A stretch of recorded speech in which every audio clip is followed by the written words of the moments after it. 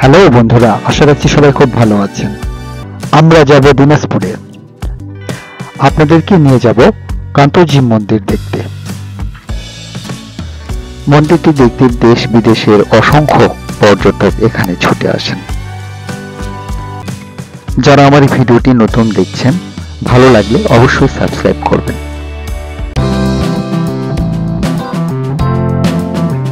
দিনাজপুরে এসে এখন আমরা এই যে ঐতিহাসিক সেই কান্তজি মন্দির এখানে এসে দাঁড়িয়েছি। কান্তনগর এই এলাকার নাম। এখানে এই কান্তজি মন্দির অবস্থিত। এই যে মন্দিরের প্রবেশদ্বার আপনারা দেখতে পাচ্ছেন, আর ওই পাশেও রয়েছে একটি প্রবেশদ্বার। তো আমরা এখন এই মন্দিরে প্রবেশ করব, দেখি মন্দিরের ভিতরে কী কী রয়েছে। তার আগে পুরো এলাকাটি আপনাদেরকে একবার দেখাই, দেখুন কেমন লাগে।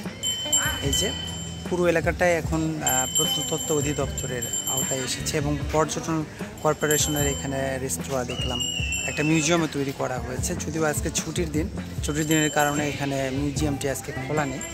তো চলুন তাহলে যাওয়া যাক ভিতরের দিকে। আমরা এখন মন্দিরে প্রবেশ করি। এটি হচ্ছে মন্দিরের প্রবেশদ্বার।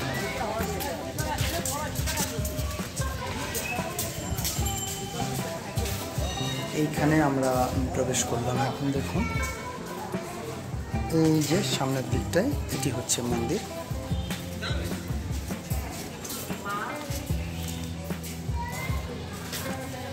এই সেই ঐতিহাসিক কান্তজি মন্দির দেখুন।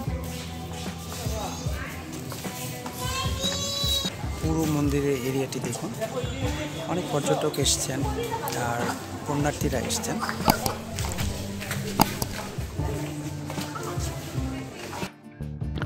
কান্তজি মন্দির একটি মধ্যযুগীয় হিন্দু মন্দির। মহারাজা প্রাণনাথ রায় এটি 1704 খ্রিস্টাব্দে নির্মাণ শুরু করেন, আর 1752 খ্রিস্টাব্দে তার পুত্র রাজা রামনাথ রায়ের রাজত্বকালে এটি শেষ হয়। এই মন্দিরে বাংলাদেশের সর্বোৎকৃষ্ট টেরাকোটা শিল্পের নিদর্শন রয়েছে। দেখুন টেরাকোটাগুলো দেখা যাচ্ছে।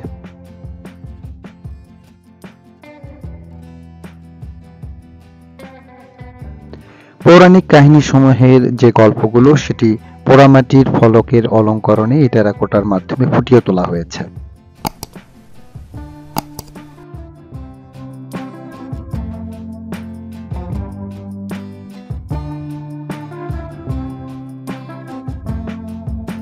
প্রতিদিনই অনেক ভক্তের সমাগম ঘটে এখানে।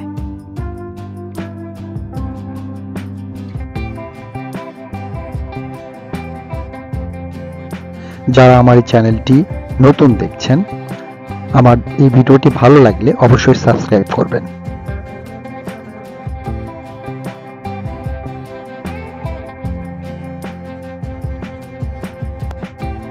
এই মন্দিরটি দিনাজপুর শহর থেকে 20 কিলোমিটার উত্তরে, দিনাজপুর তেতুলিয়া মহাসড়কের পশ্চিমে টেপা নদীর তীরবর্তী গ্রাম কান্তনগরে অবস্থিত।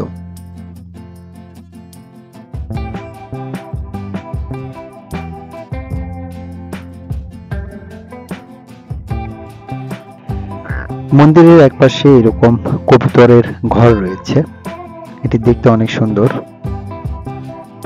জানা যায় কান্তজি মন্দির নির্মাণের জন্য সুদূর পারস্য থেকে নির্মাণ শিল্পীদের আনা হয়েছিল।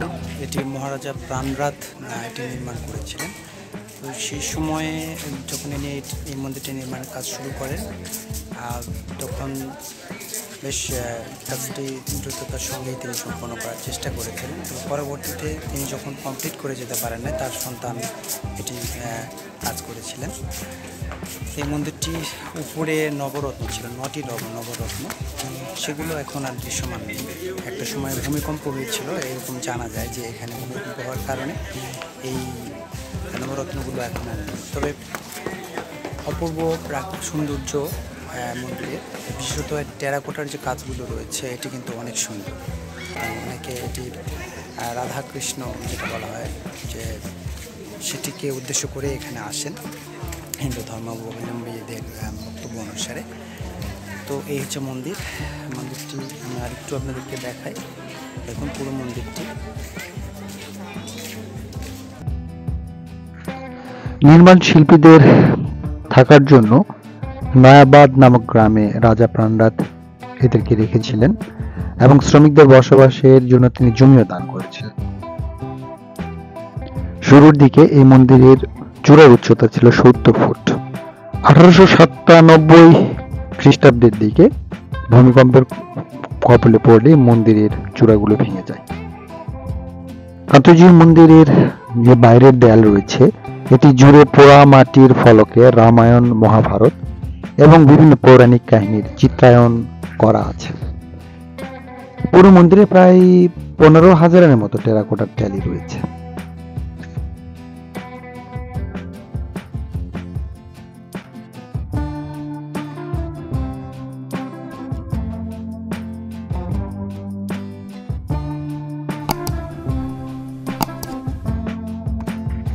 মন্দিরের চারিদিকের সবগুলো খিলান দিয়ে ভেতরের দেবমূর্তি দেখা যায়।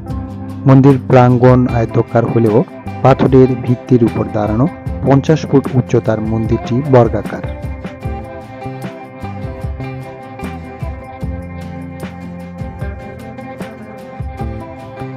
জানা যায় মন্দিরের নিচতলায় 21টি এবং দ্বিতীয় তলায় 27টি দরজা খিলান রয়েছে, তবে তৃতীয় তলায় রয়েছে মাত্র 3টি করে।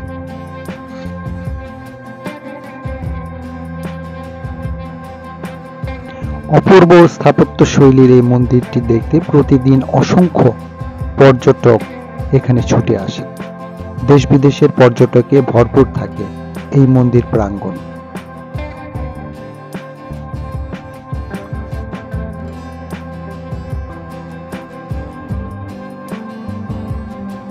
প্রতি বছর শীতের শুরুতে মন্দির প্রাঙ্গণে 1 মাস ব্যাপী রাস মেলা অনুষ্ঠিত হয়।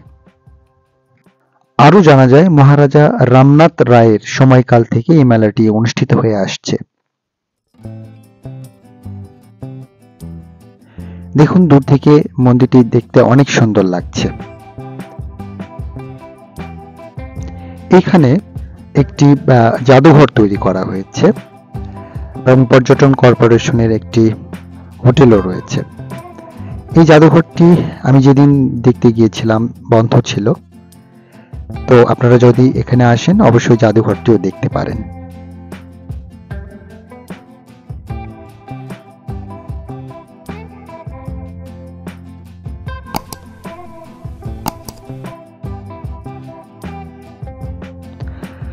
বন্ধুরা, যারা আমার এই ভিডিওটি দেখছেন, ভালো লাগলে অবশ্যই সাবস্ক্রাইব করবেন, পাশাপাশি শেয়ার করবেন, লাইক করবেন, কমেন্টস করবেন।